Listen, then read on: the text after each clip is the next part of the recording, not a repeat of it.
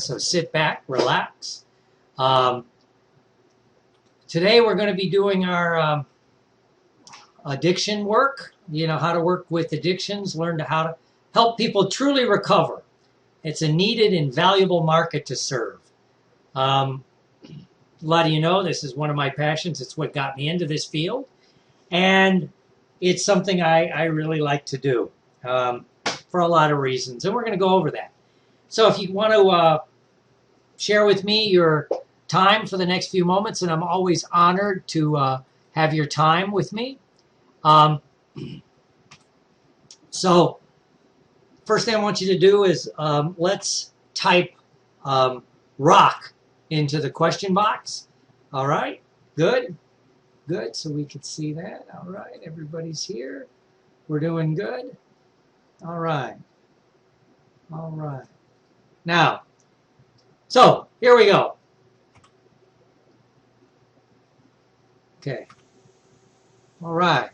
Had a little glitch on the audio there. What would happen if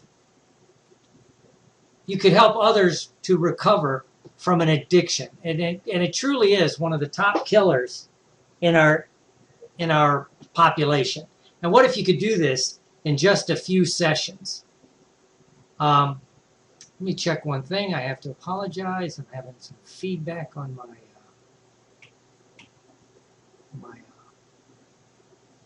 loop here. Okay. I think we'll just keep going.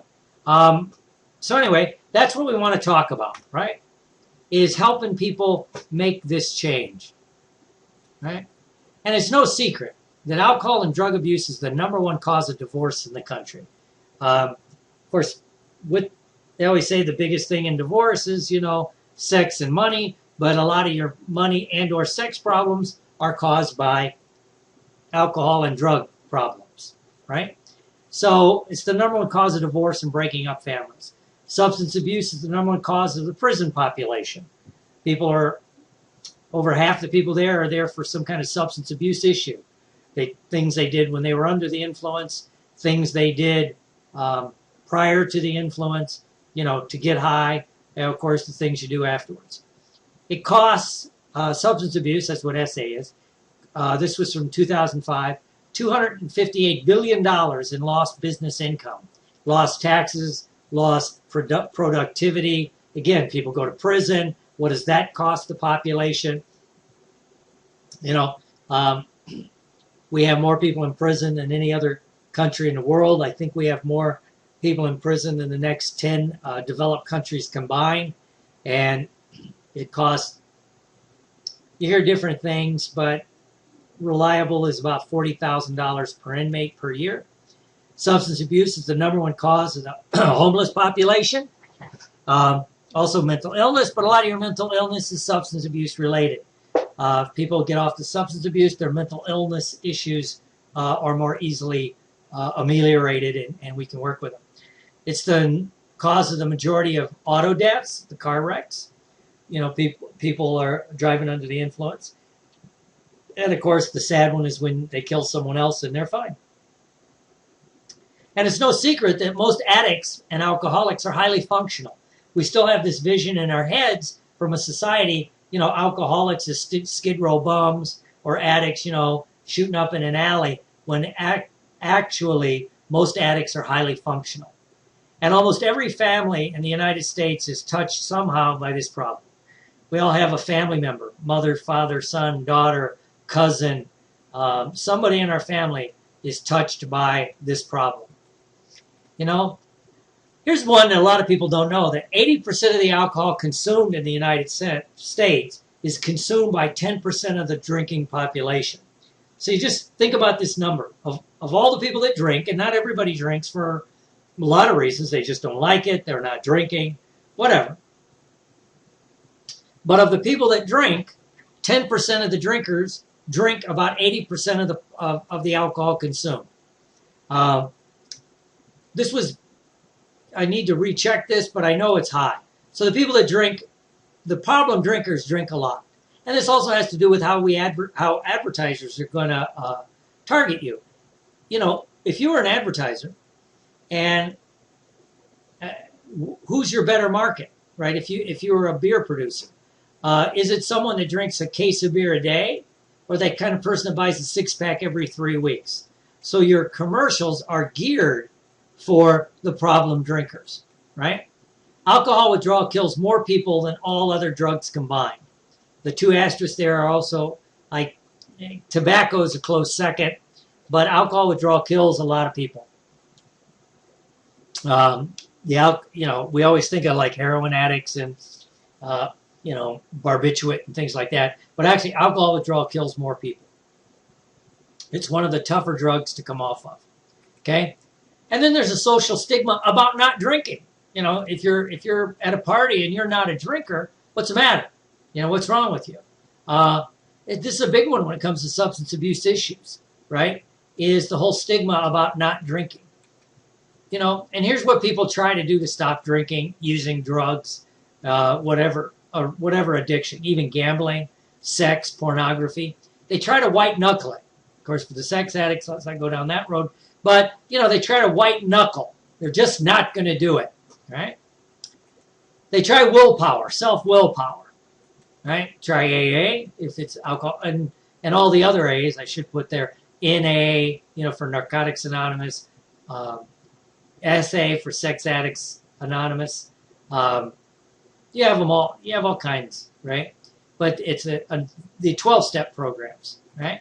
Therapy, switching drugs is a big one. What people try, an alcoholic may start using prescription drugs. People that smoke too much dope or maybe use cocaine start drinking too much. And why it didn't work?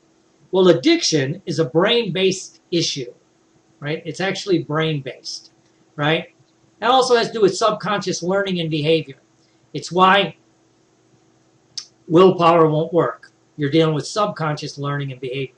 And the social pressure about, people that stop drinking. What's wrong with you? You can have one. It's been a few weeks. There's another, people succumb to the social pressure.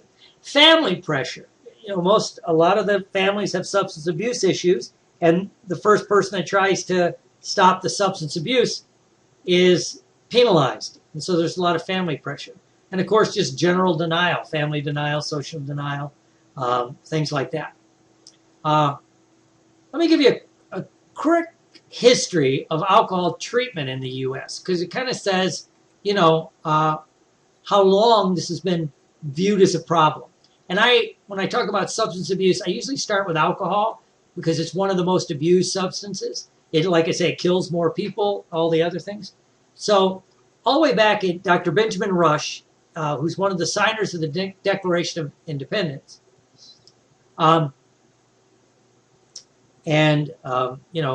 Congress, said in 1785 that, the problem with public drunkenness, right? And so he suggested we do total abstinence. He had no way to do it, but he said, just basically some people shouldn't drink the drug alcohol. Some people should not drink alcohol, right? Okay, fine. So it goes all the way back there. And of course, other movements throughout history have tried to target the problem of alcohol, right? And then we have the temperance movement. It's called Gin and Social Problems in the early 1800s, right? And they talked about tempered the drinking less, drink like a gentleman, drink like a lady. They had no way to do that if you're a problem drinker, but they acknowledged it about becoming a temperist about it, cutting back, if you will. And then this is a biggie, especially in the United States. His name was Lyman Beecher. He was a fundamentalist preacher, and he talked about sin and weakness. That if you drank too much, it's because you were a sinner. That's fine. But that it was a moral weakness, and that you had to be totally abstinent, right? And if you didn't do that, you were weak. And he had no way to do it, no recovery program, if you will. But what was interesting with this, he just said pray, and if you got the Spirit of God, you quit drinking. But that also led to what we still see today, that if you pray for help with your drinking and you can't quit drinking, that means that a lot of people think, well, you're not even worthy of God's love. You know, it has to do with that. You're too much of a sinner. And so this still reverberates through our culture. Because you got to remember, the United States was really founded by people who were too uptight to live in England, right? And so, the whole Puritan movement, right? So, what I'd like you to think about is how this still reverberates through this whole sin and weakness, like I said earlier about that. Then in about the 1840s, we had the Washingtonian movement. They talked about alcoholism was a moral problem. They preached total abstinence. They talked about total abstinence. And the way that they suggested that you do it is through fellowship. People talking to each other, people sharing. Now, this was a huge movement in the United States. And at the outbreak of the Civil War, there were several 100,000 people involved in the Washingtonian movement all over the United States. Now, you got to remember, the United States wasn't that big, maybe 3 million people, 4 million people. And so to have like a high percentage of the population involved in it was amazing. You know, and they fellowship, they talked about the problem, they shared. If you were having trouble not drinking, you could talk to a friend, talk to somebody in the movement. Great. Well, it really fell apart with the advent of the Civil War. Excuse me, not advent, with the outbreak of the Civil War, because then you had politics get involved, you know, the states' rights movement and slavery. So it kind of just dissipated. It still floated around, but was never big. In the turn of the century, we had the Emmanuel movement, psychological movement. You know, psychology was growing, Freud, Jung, all that stuff was going. And basically, it was Jung that termed the phrase later on that you had to have a psychic or spiritual experience to overcome drinking. He had no psychological method, insight, whatever, nothing seemed to work. And of course, we all know Freud had his little issues with cocaine and cigars and sexual issues. But, you know, insight didn't help, right? So this went on to in about 1928, there was what they called the Oxford movement. And they went back and called it a sin. And they said you had to have a spiritual experience to overcome it. But what they did is they used fellowship, like from the Washingtonian movement. But they had a 6-step recovery program. They had a 6-step way for you to recover from it. And so it was quite powerful. It was quite powerful. And it was named after, it started just outside Boston. And people were taking the train. And they met they called it the Oxford car, because the conductor, if you got on the train and said, I want those guys that are here to help you quit drinking, he started calling the Oxford movement, because I don't remember if most people got on at the Oxford stop or got off at the Oxford stop, but that's why they called it the Oxford movement. In 1935, Dr. Silkworth, who's one of the people they talked to when they founded Alcoholics Anonymous, began to call it a disease model. Why some people could drink, why some couldn't, why some might even be problem drinkers and then quit drinking and others couldn't. And he also said you had to have a psychic change. He had no way to do it. And then, of course, Carl Jung, who broke with Freud over some of the issues with early psychology and psychological issues. But he talked about a spiritual experience which produced a psychic change. And he suggested the Oxford group because he saw people change using this experience. So I just bring this up because it just points out that the whole treatment or the whole idea of people not drinking has been around forever, right?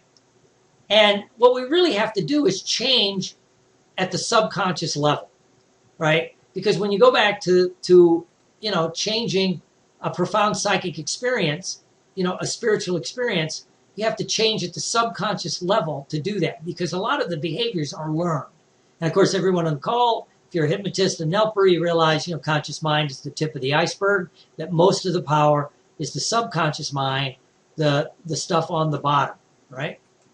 Because the conscious mind, small percentage, is analytical, rational, logical, short-term memory, and it's where your willpower is. Your short-term memory and your willpower are kind of interrelated. It's why willpower only lasts for a short period of time. There's some people that would say your willpower is only as good as you can concentrate on a task, or how good your short-term memory is, right? But, if people were logical and rational, they wouldn't have a substance abuse problem. It overrides that because it's the subconscious mind that has the power. This stuff, where the habits, the beliefs, the long-term memories, the values, and the emotions. And we all know that values and emotions do not have to make sense consciously. They are what they are. So if you grew up in an alcoholic family, or a family that they abuse substances, and you heard things like, drink like a gentleman, real men can handle their liquor, don't trust a man that doesn't drink, all this kind, or the only time you ever saw your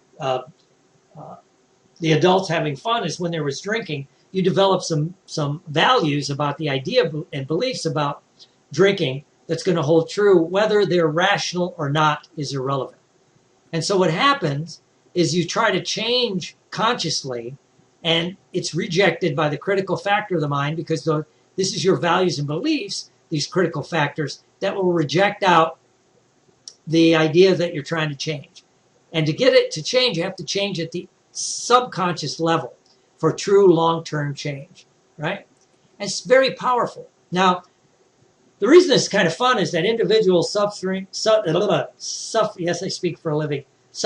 substance abuse may have psychiatric symptoms, and they're not the best historians of their own experience.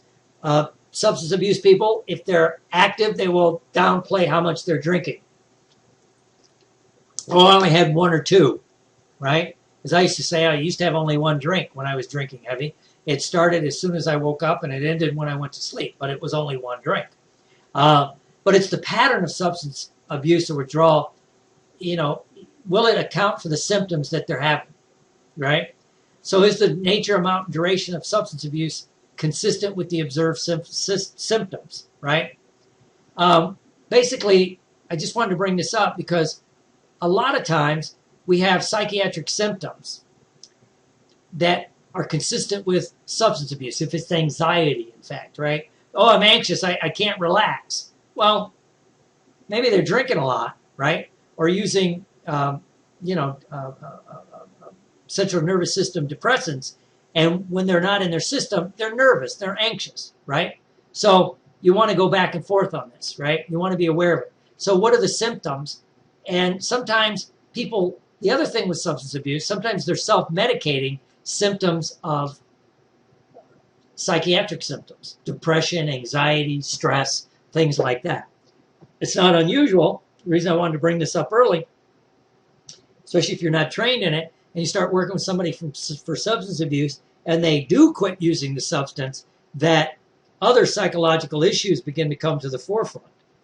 Because maybe the alcohol was working, it was self-medicating, right?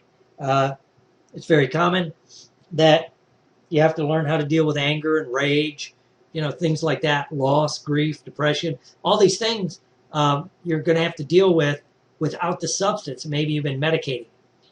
And really what happens, we use NLP, we use these things called logical levels. And to change, we have to change all of our levels for someone to really overcome a substance abuse issue, right? We talk about the environment. You have to change your environment, where you are, where you live, all that. We call it your playmates and playpens in the recovery movement. If you're not going to the bar, it's a lot less likely you'll do the behavior of drinking. If you're not drinking, the bar environment may become uncomfortable. If you're not drinking, the environment of the big party where everybody's drinking becomes uncomfortable, right? Same with like when we're doing weight loss. If you get all the junk food and crap out of your house, the behavior of overeating is a lot harder because the environment's not friendly to it. Sometimes you change the behavior, the environment will change. Sometimes you change the environment, the behavior will change, right? Also, too, if you're going to some kind of therapy or 12-step program or something like that, it's easier to change the behavior. Sometimes you have to learn the capabilities and skills to even change the behavior. You have to learn how not to drink, how not to get high, how not to do cocaine. And this can be a lot more detailed than people think. If someone's been abusing substances since their early teenage years, do they have the capabilities and skills to like even have sex sober? Do they know how? Right? So there's a lot of things you may have to relearn sober. It's not unusual for people with substance abuse to talk about they have to relearn a lot of things, right? And of course, your beliefs and values will affect everything. What do you believe about drinking? What do you believe about not drinking? Many people, when they first start getting rid of a substance abuse, oh my God, I'll never have fun again, right? Because if their whole idea of fun had to do with drinking, well, you know, it's basically a death sentence, right? So you may have to, do they even believe they cannot drink, right? I remember working with someone once, and the person was talking about, you know, they've been clean and sober about 30 days. Okay, fine. And then they start talking about how are they going to go to their daughter's wedding? How are they going to go to their daughter's wedding? Because we all know you have to toast the bride and the groom. How am I going to do it? Will it be rude? Of course, people are, you know, trying to help the person. It was a group therapy session. And, you know, you could get a soda, whatever. You know, of course, people are trying to do that. And only one person said is, well, you look kind of young. How old's your daughter? She goes, 6. So you talk about a value and belief and creating a problem. You know, I would say that's future pacing a problem that may or may not happen, right? So it's kind of funny. It's kind of sad, but it's true. So what are your beliefs and values about not drinking, right? And then, of course, what about your identity? You know, a lot of people, their whole identity's caught up with the Budman, Stroh's, Heineken, you know, this whole thing of your identity, right? Who you are, what, you know, everything about that. So you want to think about that. You know, a lot of the treatment centers, you know, they won't let you have, you know, any beer T-shirts or, you know, things like that. You know, is it appropriate to go to a 12-step meeting in a shirt with a big dope leaf on it or something, you know? But a lot of times our identity is caught up with it. You know, I'm the guy that can drink everybody under the table, yada, yada, yada, right? Of course, the highest level, not listed above this at the peak, is your spirituality, right? So, you know, if you pray and you actually got a spiritual awakening and it shifted your identity, Christians call it being born again, reborn. If you had a new identity, you instantly may have new beliefs, and then the behavior is no longer appropriate, and you start to change your environment. So, you know, the 12-step program attacks it from both viewpoints. It's a spiritual program, and they talk about a connection with a higher power, but they also talk about changing your environment, changing your behavior, changing your, learning new capabilities, altering your beliefs, getting that identity of a person that doesn't drink. It's why a lot of people that's not familiar with it, they have a problem with 12-step programs and people labeling themselves about being an alcoholic when maybe they haven't drank in 30 years. But if that's part of their identity that keeps their beliefs shifted, it makes more sense, right? So it's just a way that we see in the real world that they've taken what we do with NLP and hypnosis and they actually live it in a new way. You know, I'm always telling people, look for examples of hypnosis and, you know, waking hypnosis and NLP in the real world, and this is one. Just like, you know, the values and beliefs, we see it in advertising, things like that, you know, trying to get people to get this identity of what's going on. So what you need to do in 4 steps, if you want to work with people with addiction problems, is you need to learn about the nature of addictions. You know, it's a complex thing. It's not as simple as people make it out to be. There's different levels. You know, some people can just stop drinking or using substances. Maybe they haven't crossed over into being an addict or an alcoholic or whatever it might be.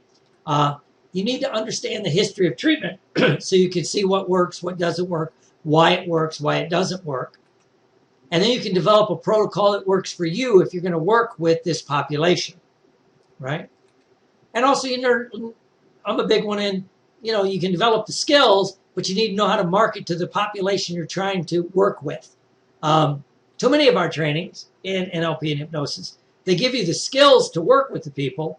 Then they don't. Then they're like, well, good luck, go have fun. Now you're walking around. Well, how do I market to this population?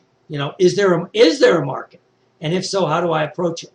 So step one, you have to look at addictions. The different models of addictions. The social model, that it's a social problem. There's a psychological model. It's a learned behavior. The medical model talks about disease, which would be the genetic component. So there's these different models of addiction, and some people fit different models, to be honest with you. And sometimes it's just good to know, so when you begin to work with people, you understand it. Also, if you're really going to work with this population, and you're going to market the way I would tell you to market, you need to have some background. So if a social worker, psychologist, a judge, a probation officer asks you about your orientation, you can talk a little bit about social, psychological, medical, spiritual, right? You can talk about it's a brain, all the new stuff is brain-based research, why you have cravings, right? I think, so with this, you need to know about the social stigma attached with substance abuse, right? Now, step two, you need to understand the history of treatment, right? The AA model, where it came from, how it came around, right? Which is still the standard for most treatment in the United States. They're all 12-step based. There's one out there, he advertises on CNN a lot, and he talks about it's not a 12-step program. Well, I'm around long enough to know it used to be a 12-step program, and now it's not, but I think it's mostly a marketing thing, right? And there's some people that in our field that says, like even a 1 or 2 session hypnosis thing will help somebody with an addiction. My belief set, my experience says, not so much. But, whatever works, works. But you need to understand the history of treatment. So again, you have a broad-based knowledge, much more professional. So you need to understand the psych model of addictions and treatment, right? And so the medical model, the disease model. I didn't put down the risk reduction model. There's some people that think that, drinking is a risky behavior. But we all participate in risky behaviors. And what we do is we try to reduce the risk as much as possible. Driving a car, we have airbags now mandated by law. You have to wear seat belts, things like that. They're trying to ameliorate the risk as much as possible. That's called risk reduction. And so so what they say is that there's things you can do to reduce the risk of the negative consequences of using a substance, right? Then there's a social model of treatment, right? And then there's a spiritual model. And again, if you understand the 12-step program, they kind of take all of this. They mostly stick to the spiritual social model. But as long as you understand what this is, then you can understand, where your clients are coming from if they've tried things and it didn't work. Maybe they went to a psychologist, maybe they prayed about it. Maybe they tried AA and it didn't work. This will give you a different model of it, so maybe you can even help them by reframing some of the things that are going on, right? Step 3 is after you look at the various models, develop a protocol that works for you so you can, have a consistent protocol. Because again, it's a lot easier to sell your services, especially to the professionals that are referral services in this world, the substance abuse world, the judges, the probation, things like that, even medical model, if you talked about your protocol of it, and that it just really helps you, right? And what a protocol, of course, gives you is that step-by-step methodology to help the person recover, right? And then with this, no matter what you're doing, you're going to have to realize you may be doing a family intervention, and it may not be about the substance abuser. It may be as they're back in their family, right? How you can help them, reintegrate with their family, right? So you're going to have to be aware of that. You may need to do some family intervention. Plus, if you know how to do an intervention, which I would talk about in this level, if someone asks you, can you do an intervention, you know how to set one up. They make fun of them on a lot of the comedy shows. they're very powerful if they're done right, right? And you do need a facilitator there to run the intervention, right? And then with your protocol, what is your social support going to be for your client, right? And the fourth step, of course, would be marketing. How are you going to market if you get the skills, what are you going to do with it? Who are you going to market to, right? Well, substance abuse is a huge problem in the United States. The courts, there's ways to approach courts. They're always looking for people to refer out to. They refer to AA. They refer to medical and psychological professionals. A lot of psychologists don't want to work with substance abuse. There's DUI schools, what I call DUI, drunk schools as they call them. You get a DUI, these people, again, this comes through the court, they got to go through some kind of school before they can keep their license. I know people that set up the substance abuse treatment, not a drunk school, but for people that are court mandated, right? Court mandated. Because again, courts, they're looking for alternatives to give people, right? Of course, probation departments are big because, a lot of people on probation have to do some kind of mandated substance abuse thing. I mean, look at right now in the media, Lindsay Lohan, going to treatment, as part of her probation, things like that. So they're always looking for places to put people, right?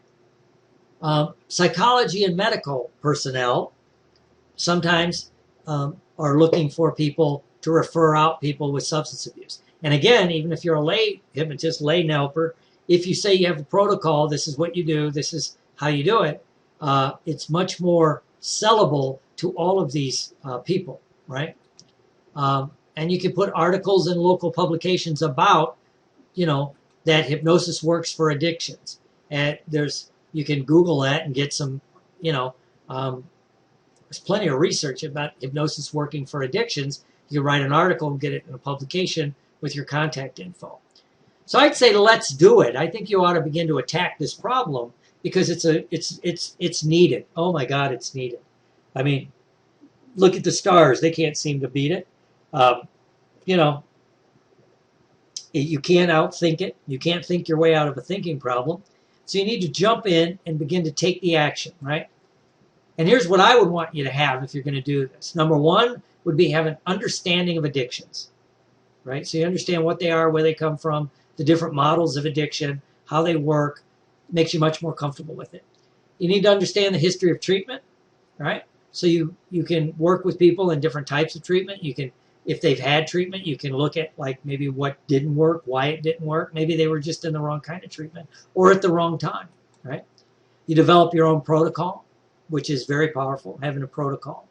I'm big on protocols, not just because I'm a psychologist and they preach it. That's what they call evidence-based treatment, evidence-based therapy. It all is based on a protocol, right?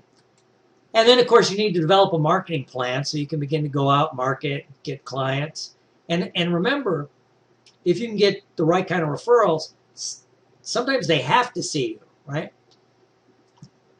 And I would talk about it has its upside, it has its downside. If they're mandated in by probation, of course, you're getting paid not by probation, by the client. But if they don't show up, probation will, you'll have to report back to probation. And I'll talk about some of the ethical things that you have. Psychologists talk about this also, where, duty to warn, and also, if they're a referral from the courts, they sign off so you can tell the courts what's going on. So you need to be aware of that, because we talk about confidentiality, and this would get into the limits of confidentiality where you maybe have to report to probation that this person hasn't shown up, and, then it's probation revocation. So, it's a lot more detailed than people think. So, of course, what I'll be doing is introducing and reintroducing hypnoaddictionology, right, in a new way. I think it's the best course on addiction. Why? It's different than anything else that's usually out there because of the history of it, the training, real-world experience, I ran a treatment center. I was the director of a psych unit at a Florida prison for a year. Of course, 30 years of real world experience. And I've trained hundreds of people on working with addictions. And it's not theoretical, it's based in fact. And of course, if you don't have this kind of course, this kind of training, you miss out on helping a needed population, saving lives and families. Because the sad part is not just the addict that dies or the alcoholic that dies, the family devastation of it. The father or the mother that's not there because they're drunk, and when you see people recover, it's powerful.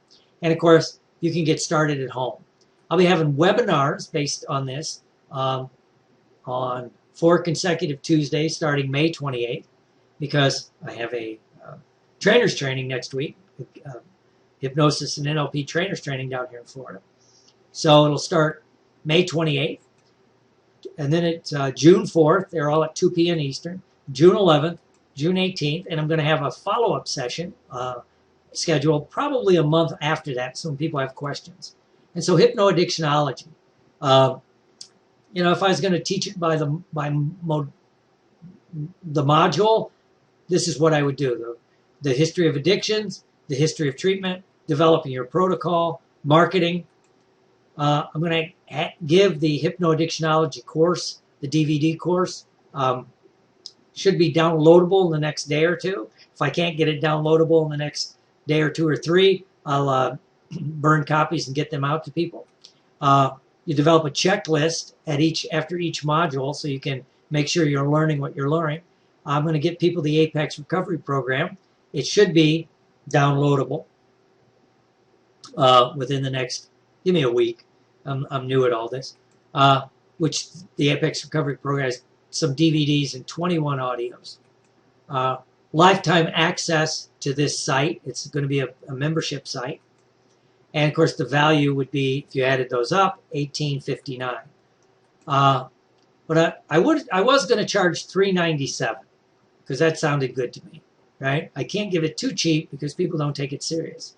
But it saved my life. It really saved my life. So I have to give back. So I'm going to do it for $197 for people that want to do this. And it's also going to develop in the new website. There's going to be a forum where you can ask questions to each other, give each other feedback, create a community. So as you get a case study, case history, you could do that. You could ask me questions. And of course, not listed in that is, a lot of you on the call know, that I take phone calls from my active students and share with them my experience and how to treat it. So go here now, www.alcoholandaddictionsolution.com. All that will come up is a little payment button. I'm new at this, so give me a break. It will eventually be a sales page, which will go over everything we just talked about. And if you go to www.alcoholandaddictionsolution.com and click on buy, it'll allow you to buy it. Okay, and without it, you're going to have missed opportunity, lost income, no impact on society, and people are suffering. With alcoholandaddictionsolution.com, you're comfortable with addictions, working with it, and maybe not working with it, right? There's certain ones I don't want to work with because I just don't like working with them. You get a new audience. It's a different audience.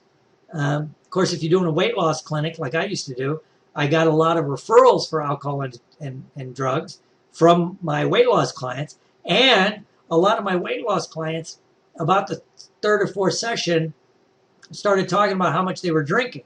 And so then we could spin off into an addiction program. You have better outreach. You have a positive feeling of helping others, right? And a positive impact on society and a greater connection. If you help people overcome an addiction, it's one of the most satisfying things you can do. I'll warn you, it can be heartbreaking when it doesn't work, but it's so satisfying when it works. So what to do? Go to www.alcoholandaddictionsolution.com to secure your spot right now. click the pay button, and it'll go back to PayPal, and you can. It's $197, and that comes to Dr. Will Horton. And then you can log into the membership site, and what's up there now is downloading a couple of books, and the manual, and the DVDs will be up there shortly as soon as I get a different program to upload the DVDs into the site, so it'll all be downloadable. So go ahead and do that now. It's the Alcohol and Addiction Solution.com. I'm changing, trying to outreach more to get more people doing the work, so I can, impact that way. Step back, let other people do this. I still see an awful lot of substance abuse clients myself. I have a tendency to get a lot of medical and psychological personnel down here, and a lot of people in our hypnosis and NLP community that decide they want to quit drinking, drugging, doing other things, and they call me up and they come down and I spend some time with them. But I want to train more people, and I know people can't take the time off to come down to a live 3 or 4 day training with me on the subject.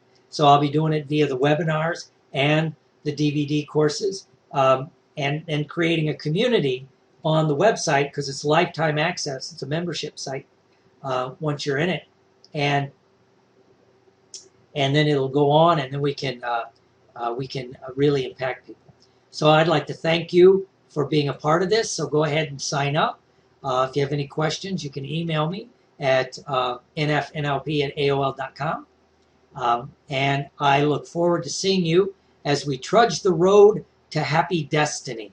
And Godspeed. And I hope some of you decide to do this if you're not already. And some of you may have other questions. Email me, and we can